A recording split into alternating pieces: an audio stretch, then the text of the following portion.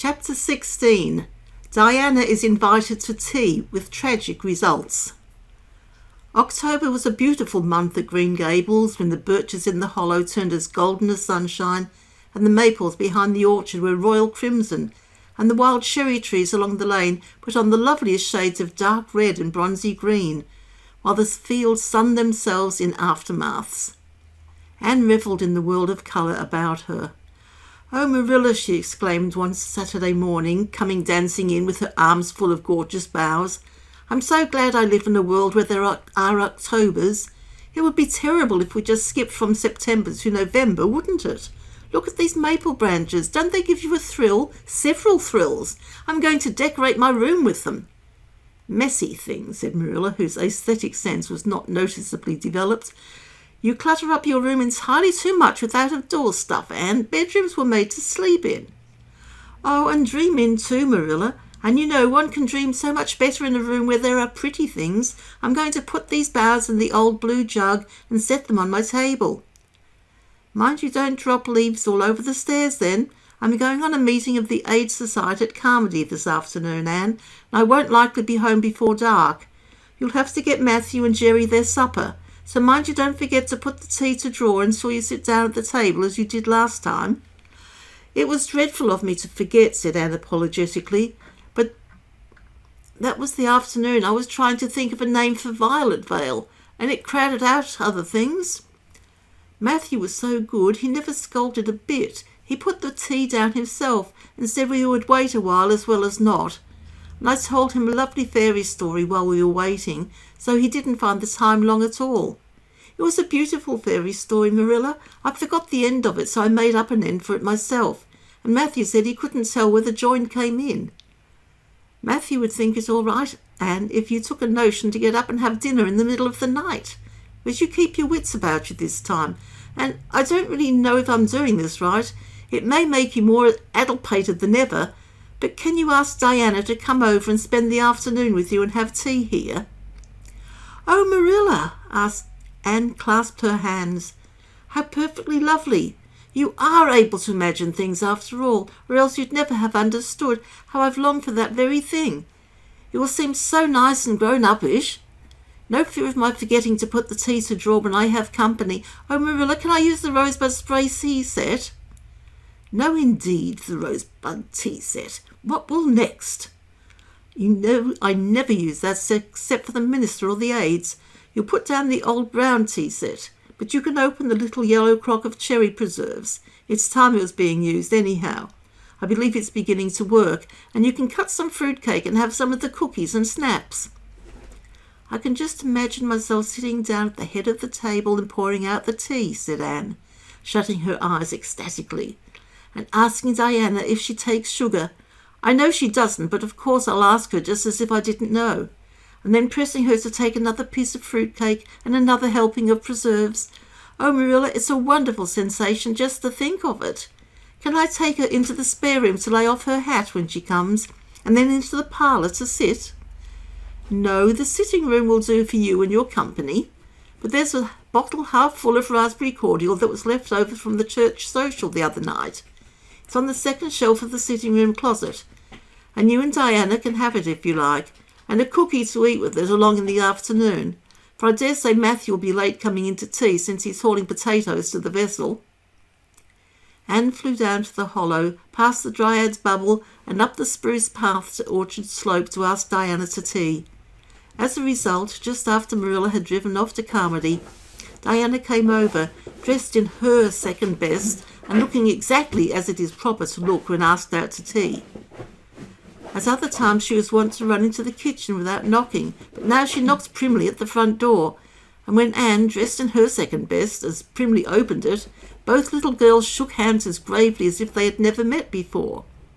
This unnatural solemnity lasted until after Diana had been taken to the east gable to lay off her hat, and then had sat for 10 minutes in the sitting room, toes in position.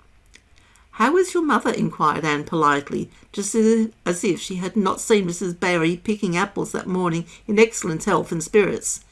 "She's very well, thank you. I suppose Mr. Cuthbert is hauling potatoes to the lily sounds this afternoon, is he?" said Diana, who had ridden down to Mr. Harmon Andrews's that morning in Matthew's cart. "Yes, our potato crop is very good this year. I hope your father's crop is good too." "It is fairly good, thank you. Have you picked many of your apples yet?" "Oh, ever so many," said Anne, forgetting to be dignified and jumping up quickly. "Let's go out to the orchard and get some of the red sweetings, Diana. Marilla says we can have all that are left on the tree. Marilla's a very generous woman. She said we could have fruitcake and cherry preserves for tea. But it isn't good manners to tell your company what you're going to give them to eat, so I won't tell you what she said we could have to drink. Only it begins with an R and a C, and it's bright red colour.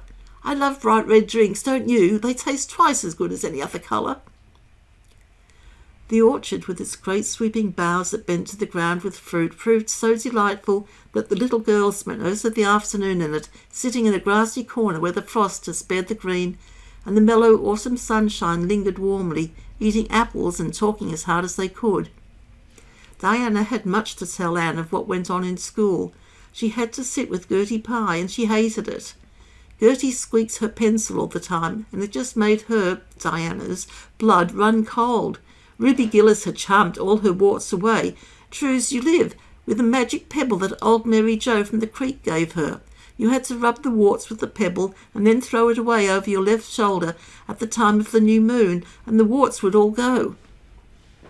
Charlie Sloane's name was written up with M. White's on the porch wall, and M. White was awful mad about it.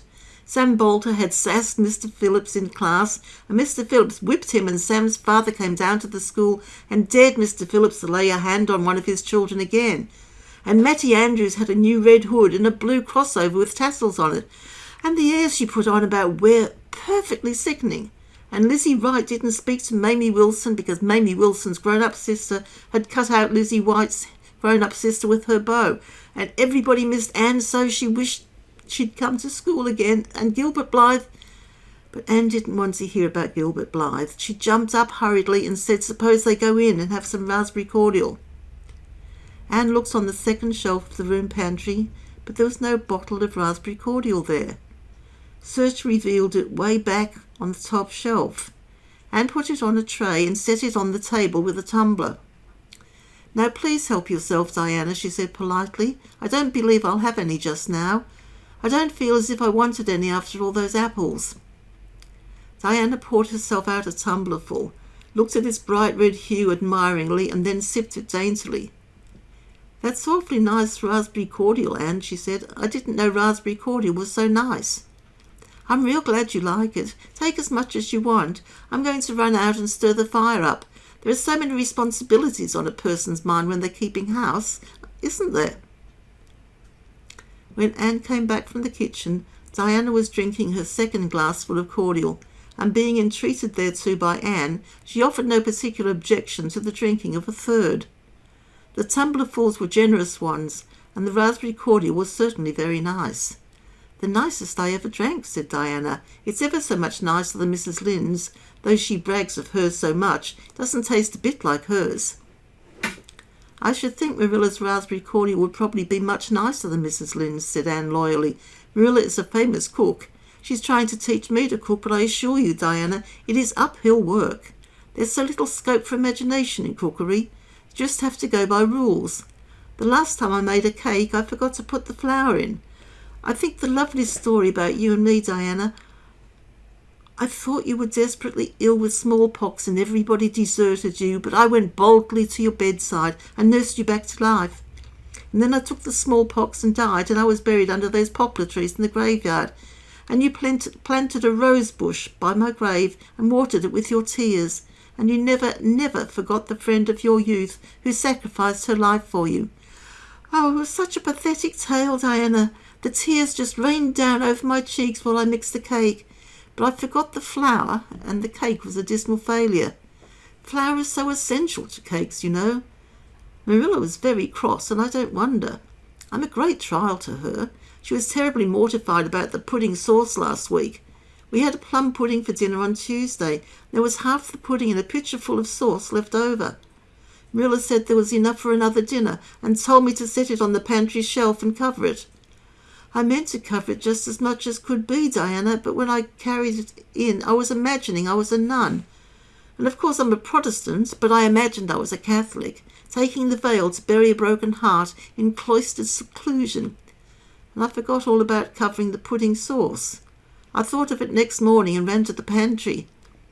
Diana, fancy if you can my extreme horror at finding a mouse drowned in that pudding sauce. I lifted the mouse out with a spoon and threw it out in the yard, and then I washed the spoon in 3 waters. Marilla was out milking, and I fully intended to ask her when she came in if I'd give the sauce to the pigs. But when she did come in, I was imagining that I was a frost fairy going through the woods, turning the trees red and yellow, whichever they wanted to be, so I never thought about the pudding sauce again, and Marilla sent me out to pick apples. Well, Mr. and Mrs. Chester Ross from Spencervale came here that morning. You know they are very stylish people, especially Mrs. Chester Ross.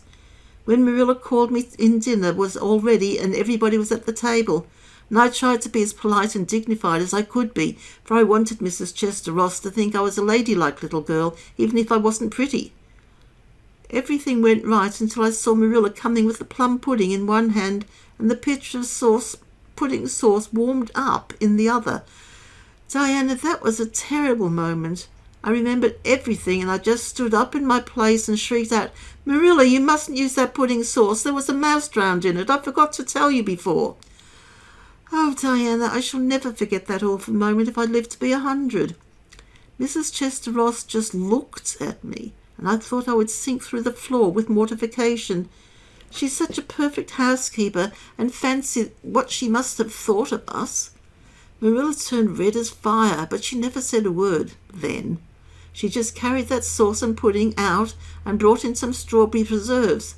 She even offered me some, but I couldn't swallow a mouthful. It was like heaping coals of fire on my head. After Mrs. Chester Ross went away, Marilla gave me a dreadful scolding. "Why, Diana, what is the matter?" Diana had stood up very unsteadily. Then she sat down again, putting her hands to her head. I'm awful sick," she said a little thickly. I must go right home." "Oh, you mustn't dream of going home without your tea," cried Anne in distress. "I'll get it right off. I'll go and put the tea down this very minute." "I must go home," repeated Diana, stupidly but determinedly. "Let me get you a lunch anyhow," implored Anne. "Let me give you a bit of fruitcake and some of the cherry preserves. Lie down on the sofa for a little while and you'll be better. Where do you feel bad?" "I must go home," said Diana, and that was all she would say. In vain Anne pleaded. "I never heard of company going home without tea," she mourned. "Oh, Diana, do you suppose that it's possible you're really taking the smallpox? If you are, I'll go and nurse you. You can depend on that. I'll never forsake you, but I do wish you'd stay till after tea. Where do you feel bad?" "I'm awful dizzy," said Diana. And indeed she walked very dizzily. Anne, with tears of disappointment in her eyes, got Diana's hat and went with her as far as the barry fence yard. Then she wept all the way back to Green Gables, where she sorrowfully put the remainder of the raspberry cordial back into the pantry and got tea ready for Matthew and Jerry, with all the zest gone out of the performance. The next day was Sunday, and as the rain poured down in torrents from dawn till dusk, Anne did not stir abroad from Green Gables. Monday afternoon, Marilla sent her down to Mrs. Lynde's on an errand. In a very short space of time, Anne came flying back up the lane with tears rolling down her cheeks. Into the kitchen she dashed and flung herself face downward on the sofa in an agony. "Whatever has gone wrong now, Anne?" queried Marilla in doubt and dismay. "I do hope you haven't gone and been saucy to Mrs. Lynde again." No answer from Anne save more tears and stormy sobs. "Anne Shirley, when I ask you a question, I want to be answered. Sit right up this very minute and tell me what you're crying about." Anne sat up, tragedy personified. "Mrs. Lynde was up to see Mrs. Barry today, and Mrs. Barry was in an awful state," she wailed. "She said that I said Diana drunk Saturday and sent her home in a disgraceful condition. And she says I must be a thoroughly bad, wicked little girl, and she's never going to let Diana play with me again. Oh, Marilla, I'm just overcome with woe." Marilla stared in blank amazement. "Set Diana drunk?" she said when she found her voice. "And are you or Mrs. Barry crazy? What on earth did you give her?" Not a thing but raspberry cordial, sobbed Anne. I never thought raspberry cordial would set people drunk, Marilla, not even if they drank 3 big tumblerfuls as Diana did. Oh, it sounds so like Mrs. Thomas's husband, but I didn't mean to set her drunk. Drunk fiddlestick, said Marilla, marching to the sitting-room pantry. There on the shelf was a bottle which she recognised as one containing some of her 3-year-old homemade currant wine, for which she was celebrated in Avonlea, though certain of the stricter sort, Mrs. Barry among them, disapproved strongly of it. And at the same time Marilla recollected that she had put the bottle of raspberry cordial down in the cellar instead of in the pantry as she had told Anne. She went back to the kitchen with the wine bottle in her hand. Her face was twitching in spite of herself. Anne, you certainly have a genius for getting into trouble. You went and gave Diana currant wine instead of raspberry cordial. Didn't you know the difference yourself? I never tasted it, said Anne. I thought it was the cordial. I meant to be so hospitable. Diana got awfully sick and had to go home. Mrs. Barry told Mrs. Lynde she was simply dead drunk. She just laughed silly-like when her mother asked her what was the matter, and went to sleep and slept for hours. Her mother smelled her breath and knew she was drunk. She had a fearful headache all day yesterday. Mrs. Barry is so indignant she will never believe but what I did it on purpose. I should think she would better punish Diana for being so greedy as to drink 3 glassfuls of anything, said Marilla shortly. Why, 3 of those big glasses would have made her sick, even if it had only been cordial. Well, this story will be a nice handle for those folks who are so down on me for making currant wine, though I haven't made any for 3 years, ever since I found out that the minister didn't approve. I just kept that bottle for sickness. There, child, don't cry. I can't see as you were to blame, though, although I'm sorry it happened so. I must cry, said Anne. My heart is broken. The stars in their courses fight against me, Marilla. Diana and I are parted forever. Oh, Marilla, I little dreamed of this when first we swore our vows of friendship. Don't be foolish, Anne. Mrs. Barry will think better of it when she finds you're not to blame. I suppose she thinks you've done it for a silly joke or something of that sort. You'd best go up this evening and tell her how it was. My courage fails me at the thought of facing Diana's injured mother, sighed Anne. I wish you'd go, Marilla. You're so much more dignified than I am. Likely she'll listen to you quicker than to me. Well, I will, said Marilla, reflecting that it would probably be the wiser course. Don't cry any more, Anne. It'll be all right. Marilla had changed her mind about it being all right by the time she got back from Orchard Slope.